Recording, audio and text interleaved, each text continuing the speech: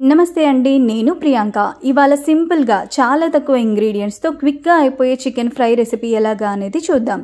ఒక కడాయిలో 2 టీ స్పూన్ల ఆయిల్ పోసుకొని దాంట్లోకి సన్నగా కట్ చేసిన ఆనియన్ని కూడా వేసుకొని మంచిగా ఫ్రై చేసుకోవాలి. ఇప్పుడు ఆనియన్ ట్రాన్స్పరెంట్ కలర్కి వచ్చిన తర్వాత 1/2 టీ స్పూన్ అల్లం వెల్లుల్లి పేస్ట్ కూడా వేసుకొని మంచిగా ఫ్రై చేయాలి. గోల్డెన్ బ్రౌన్కి అయితే రావాల్సిన అవసరం లేదు, ఎందుకంటే ఇది ఫ్రై కాబట్టి చికెన్తో పాటు ఆనియన్ కూడా వేగుతుంది. ఇప్పుడు 1/2 టీ స్పూన్ పసుపు వేసుకొని మంచిగా వాష్ చేసిన 1/2 కేజీ బోన్లెస్ చికెన్ వేసి మంచిగా కలుపుకోవాలి.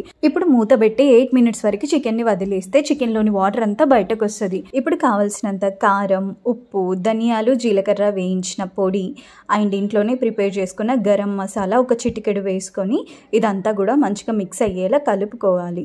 ఇప్పుడు చికెన్ అంతా మంచిగా ఫ్రై అవ్వడానికి ఒక 10 మినిట్స్ టైం పడుతుంది.